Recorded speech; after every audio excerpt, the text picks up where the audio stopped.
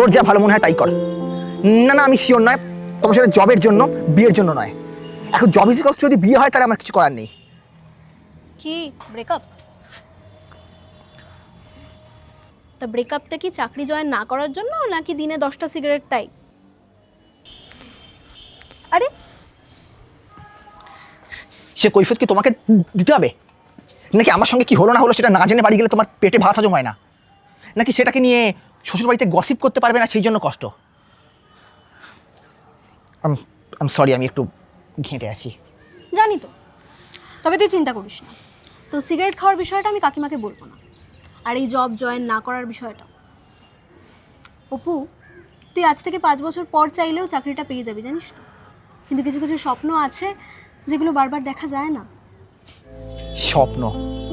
কি জানো তো, যারা সারাক্ষণ খালি অন্যের স্বপ্ন পূরণ করতে ব্যস্ত থাকে তাদের নিজেদের স্বপ্ন দেখাটা সাজে না।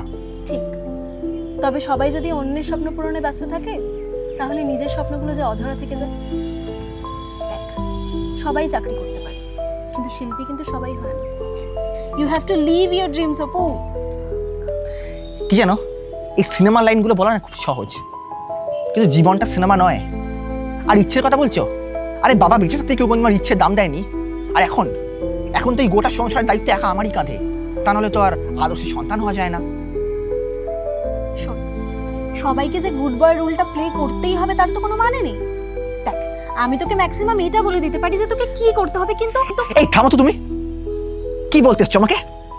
আরে নিজে তো একটা চাকরি নিয়ে বিয়ে করে শ্বশুরবাড়ি থেকে ঘর করছো, তুমি কি বোঝো শিল্পে?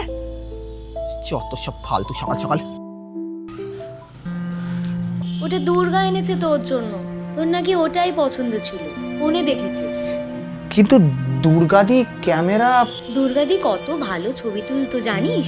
যদিও তুই তখন অনেক ছোট, তবে ও যা ছবি তুলতো আজ ওর অনেক নাম ডাক হয়ে যেত।